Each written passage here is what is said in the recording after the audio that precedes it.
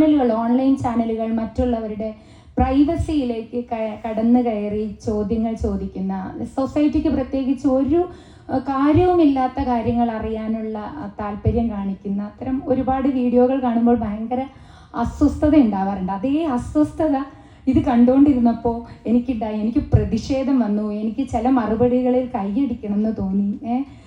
അങ്ങനെ ശരിക്കും നമ്മുടെ നാട്ടിൽ നടക്കുന്ന ഒരു കാര്യത്തെ അതേപോലെ നമുക്ക് അവിടെ പ്രതികരിക്കാൻ പറ്റാത്തത് ഇവിടെ പ്രതികരിക്കാൻ പറ്റുന്ന പോലത്തെ ഒരു ഫീൽ ഉണ്ടായി. എനിക്കിത് ഒറിജിനൽ ആണെങ്കിൽ ചിലപ്പോൾ ഞാൻ ആ ചോദ്യം ചോദിക്കുന്ന ആളെ ഒരുപക്ഷെ അത്രയും എനിക്ക് ദേഷ്യം വന്നിരുന്നു.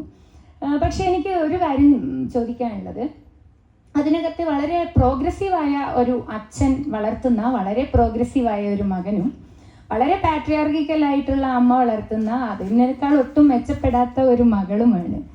ഞങ്ങൾ കുറച്ച് സ്ത്രീകൾ, കുറച്ചും കൂടി പ്രോഗ്രസീവായ സ്ത്രീ കഥാപാത്രങ്ങൾ, അല്ലെങ്കിൽ കുറച്ചുകൂടി പ്രോഗ്രസീവായ കാഴ്ചപ്പാടുകളുള്ള കഥാപാത്രങ്ങൾ ഏതെങ്കിലും തരത്തിലൊക്കെ സിനിമയിൽ വരണം എന്ന് ആഗ്രഹിക്കുന്നുണ്ട്. അപ്പോൾ ദയവ് ചെയ്ത് അങ്ങനെ കൂടി ഉള്ള ഒരു കാഴ്ചപ്പാടോടുകൂടി ഞങ്ങളെയും കൂടി ഒന്ന് സമാധാനിപ്പിക്കാൻ പറ്റുന്ന പോലത്തെ ചില കഥാപാത്രങ്ങൾ കൂടി ഉണ്ടാവണം എന്ന് ഒരു റിക്വസ്റ്റ് കൂടി. അതിലെ ഷെറിന്റെ ക്യാരക്ടർ ശ്രദ്ധിച്ചില്ലേ? ഷെറിനയിലെ ഏറ്റവും പ്രോഗ്രസീവായ രീതിയിൽ കാര്യങ്ങൾ അവതരിപ്പിക്കുന്ന ക്യാരക്ടറാണ്. പിന്നെ ഇത്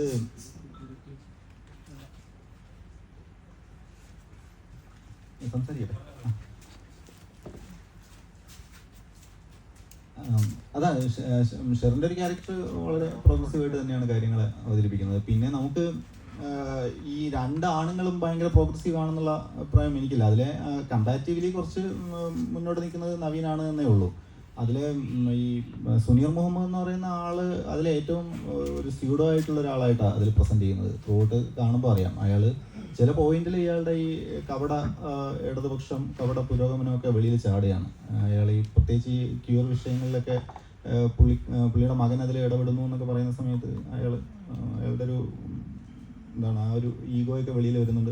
പിന്നെ ഇയാൾ വൈഫിനെയൊക്കെ ചില രീതിയിലൊക്കെ കൺട്രോൾ ചെയ്യാനായിട്ടൊക്കെ ഉള്ള ശ്രമങ്ങൾ നടത്തുകയാണ്. സത്യത്തിൽ അയാളെയും പ്രോഗ്രസീവായിട്ടല്ല അവതരിപ്പിച്ചത്.